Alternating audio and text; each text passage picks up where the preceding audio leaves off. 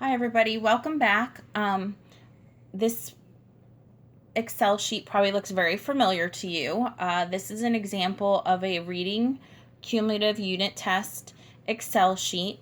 Again, all of the students' names have been removed from the sheet.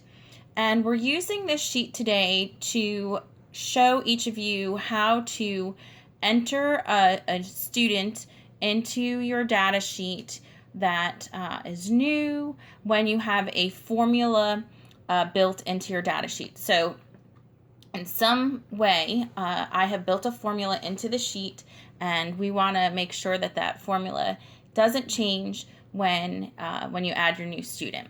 So what we're going to do is the same thing that we did in our prior video. We're going to come all the way to the left-hand side. We're going to highlight the number where we want to enter that student. We're going to right-click, and we're going to click Insert. And what you'll notice now is everything looks pretty normal right now. I could even type in new student's name right there. And everything as far as formatting looks correct.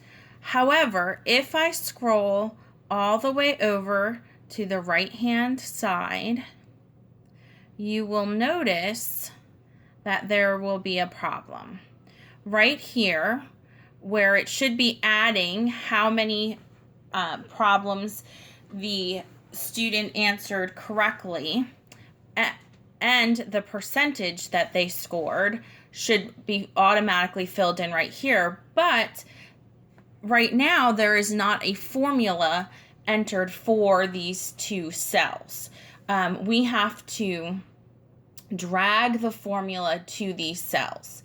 Now, in Excel, I'm going to look at this cell above right here, okay, where this number 41 is. If I draw my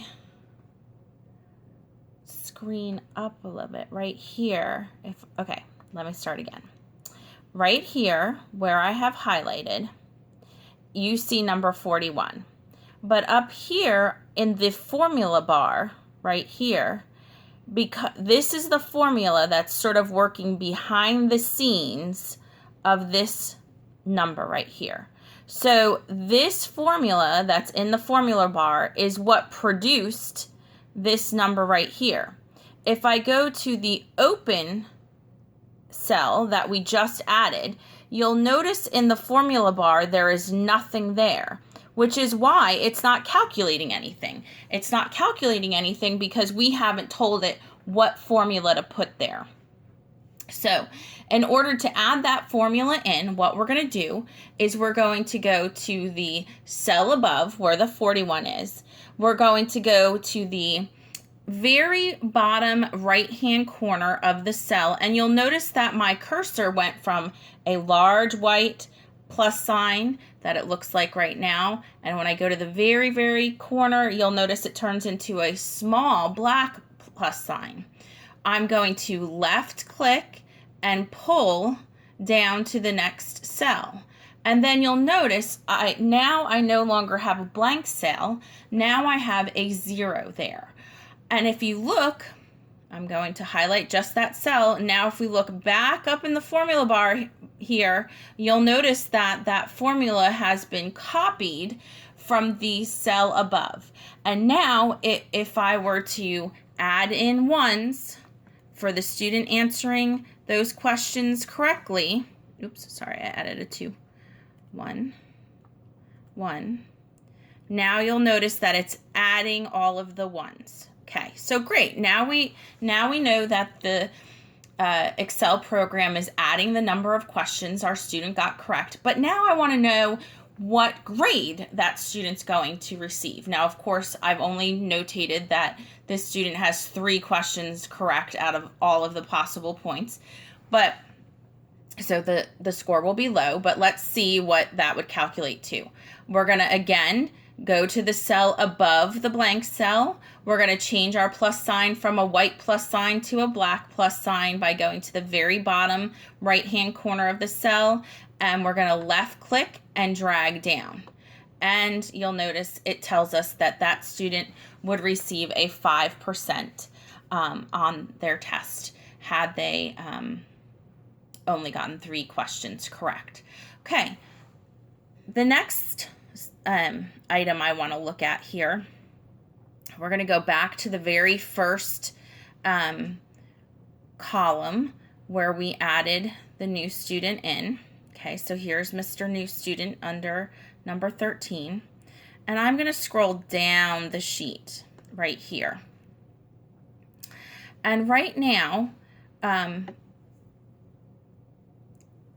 want to look at this formula right here. If I look in this box right here, it is adding how many of that particular question, how many students for that particular question answered it correctly. So you'll notice on number 18 here, it says 18 questions answered it correctly.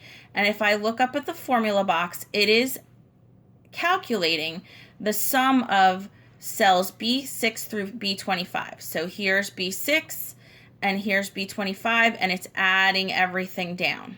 So there's no problem here. If I add a 1 in here, even though we added the new student, this formula is all ready to go. There you go. It changed to 19. There's absolutely no change. There's nothing I need to do as far as adding anything for this particular formula. So we know that that formula is correct, even though I added a new student in there.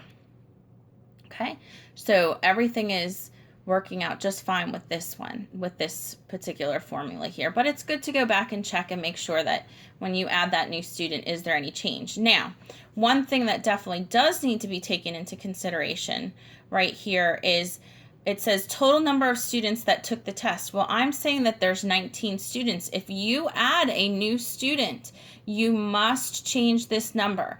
This is very, very important. I try to remind teachers all the time that when you are putting in data for a test, this number here where it says total number of students that took the test is very important, because if you leave it at, say, 22 students, when in fact you only have 19 students, you'll notice that it will change your percentage of students that answered correctly significantly. And it will not match up with your overall class average if it's incorrect. So what you want to do is just make sure the number of students that took the test is entered correctly in this area. All right, so this finishes up our 2 videos on how to add a line into a data sheet. Thank you.